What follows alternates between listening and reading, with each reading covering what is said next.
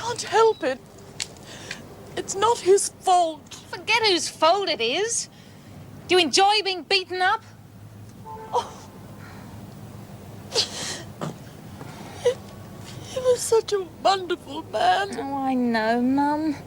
But he's changed since the accident. And he takes it out on you. He needs me. And I married him for better or worse. You know how to help him. Tell the police. Oh. He won't go to counselling. He has to be made to stop for his own sake. Darling, I'm going home now. He's always all right when he's calmed down a bit. You don't have to come.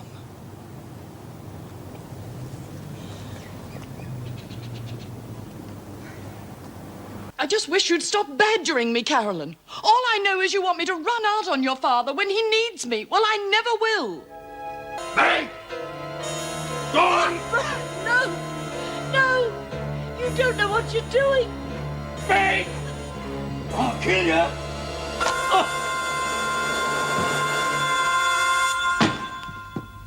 Oh.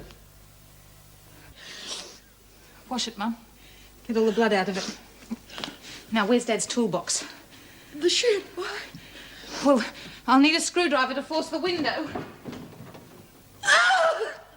Have you got it all straight, Mum? You know what you have to say. We came in just as the man attacked Dad. While they were struggling, you got hit in the face, right? Yes. Yes, I know. I can't put off phoning the police any longer, Mum. You sure you're all right? Yes, just don't leave me alone with... He can't hurt you anymore, Mum.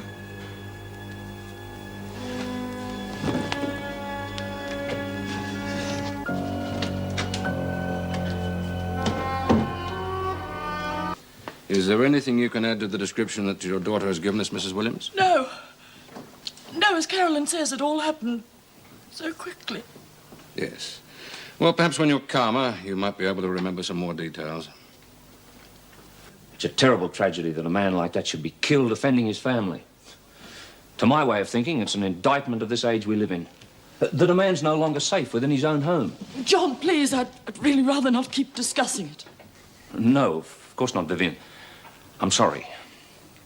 I just want to offer my condolences as a friend of the family. And I want you to know that I'll do everything within my power to get the insurance money through to you as quickly as possible. Insurance money? Well, I know it's of little consolation at this terrible time, but at least Brian did provide for your future. We didn't know he was still taking out insurance with you. Oh, yes. A very substantial policy. As soon as all the unpleasant business with the police is over, I'll come back with some claim forms for you to fill in. Oh, thanks, John. Mum and I are still a bit confused about everything. Yes, of course you are. But as I say, at least you don't have to worry about your financial problems. Look, if there's anything else I can do, just give me a call. Okay? Thanks, John. Bye-bye. Bye.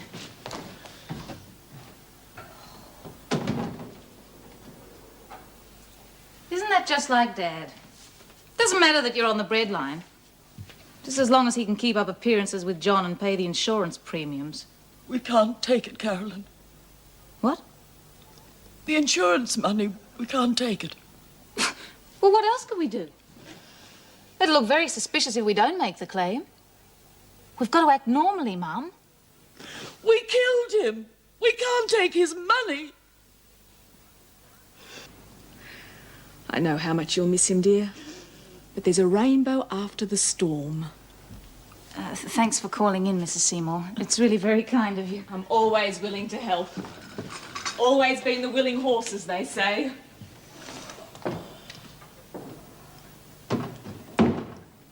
She knows something. What do you mean? That remark of hers about the rainbow after the storm. She knows about the insurance money. She's suspicious. No, she's not. She just means that eventually things will seem better, and so they will. How can they, when we know what really happened? We won't get away with it, Carolyn. Someone will find out.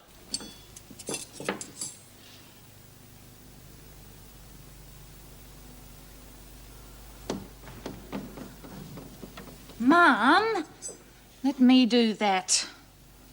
You check the meat in the oven for me. Stop it! Stop it, Carolyn. I can't stand it anymore. Don't, Mum. It's no use. They know we're lying. They know. Vivienne Williams, you are charged with being an accessory to murder both before and after the fact. Are you aware of your rights and privileges under the law? Oh, look, for God's sake, can't you see she's had enough? I'm sorry, Mrs. Simpson, but we must go through the formalities and I must have an answer. Mum, just say yes. Yes. You are both allowed to make one phone call or send a telegram, the cost of which must be borne by yourselves. Now, do you wish to send a... She's sick. Hey, what's that? Oh, Mrs. Williams. How are you feeling now, Mrs. Williams? A little unsteady, actually. Oh, here, love, you all right? Lean on me. You're new here, aren't you? What are you in for? Yeah, let me guess. Examination room here. Shoplifting, I'd Mrs. say. Williams is ready Yeah, to I be reckon taken that's to it. solitary. Shoplifting. Okay. When you're ready, fine. Solitary? Good, what'd you do? Bump off your old man? Please, couldn't I wait in the other room? Yes, of course.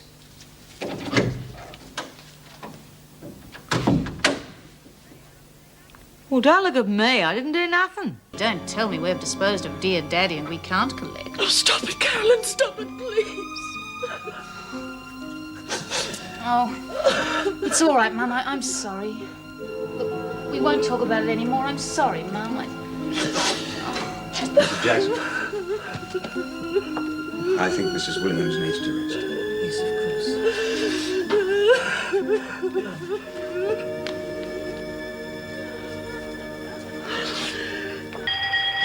Oh, this horrible place. Oh, hey, that's the lunch bell for what it's worth. Thank you, I know. Is she all right? Oh, she's just wonderful, thanks. Just asking. You better hurry up. Screws don't like it be late. Come on, Mum, we've got to go to the dining room.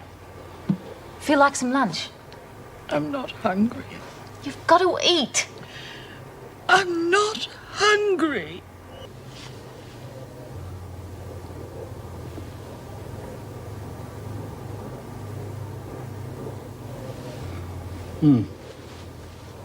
Now, do you think you hold this under your tongue for me? Do you think she's faking it, Doctor?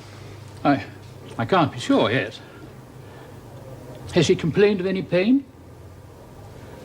And it's 4 days since she ate properly? Except for a few mouthfuls and cups of tea. Why aren't you eating, Mrs. Williams? Not hungry. I see.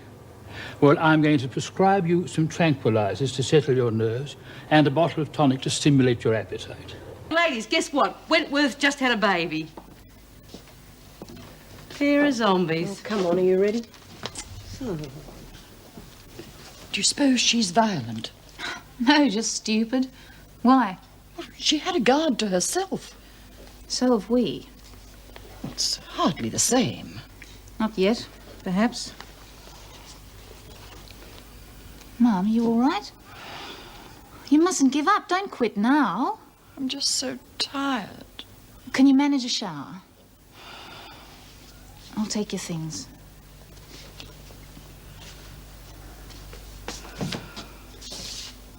Lizzie says that you had a black eye and that you were very distressed.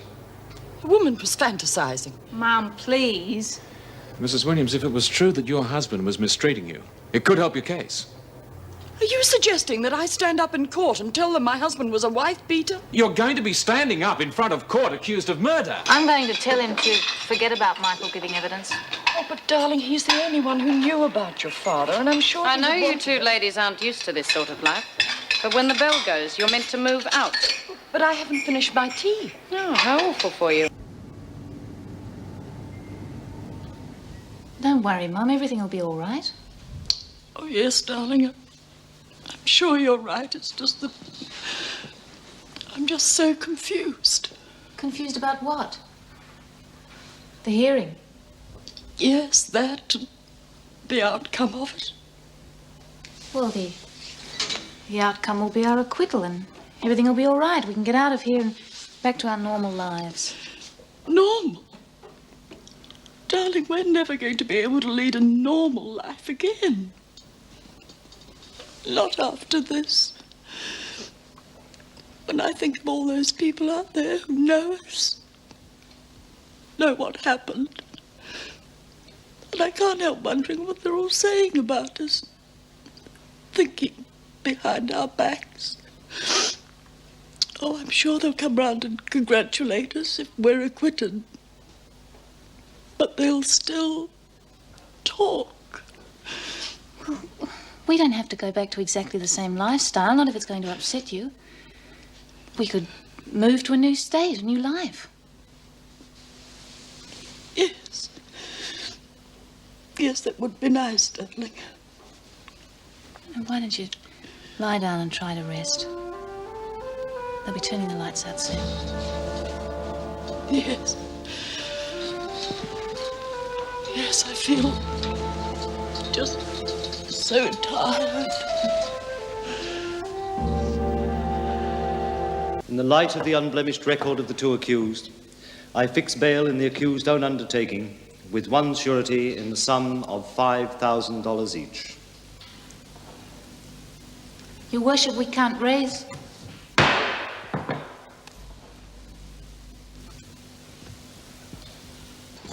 Mr. Fletcher, Carolyn isn't back yet. No, not yet. She was granted permission to see a visitor. Your son-in-law's raised the bail. You're getting out then, are you, love? Yes. I bet you're pleased about that. Oh, of course.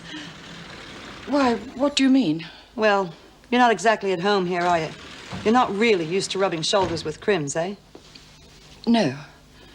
And there are some strange types in here, too. Yes. Listen, you got someone waiting for you on the outside, a lover or something? Certainly not.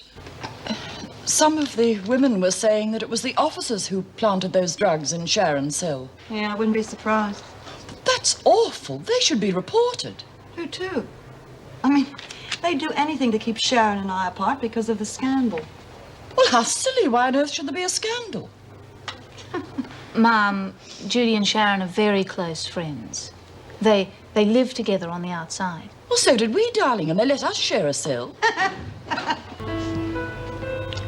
darling. I'll come and visit you. Take care. Let's go. Bye, Mrs. W.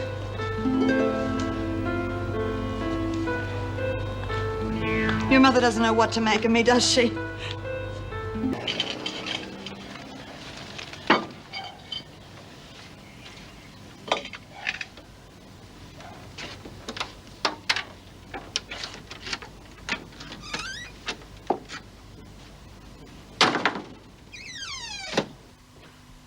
There, Mr. Williams?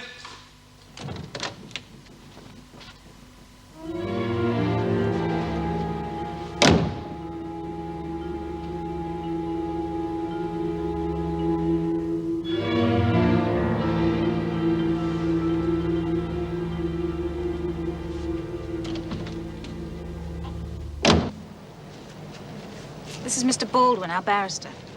Hello, Mrs. Williams. I am sorry to trouble you, but there are several things I have to discuss with you and Mrs. Simpson about the trial. What's the good of talking about it? Oh, it's very necessary. Mrs. Williams, first of all, I want you to know that you have quite a strong defense.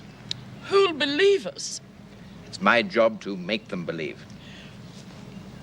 Oh, I'm sorry. It's time for my medication. Oh, yes, of course. Are you feeling all right, Mrs. Williams? Oh, yes, thank you. They gave me a tranquilizer before I left. It does seem to be helping. Well, darling, is this the beginning or the end? Vivienne Ann Williams, under the circumstance, I am prepared to release you on a bond that you be of good behavior for a period of 3 years.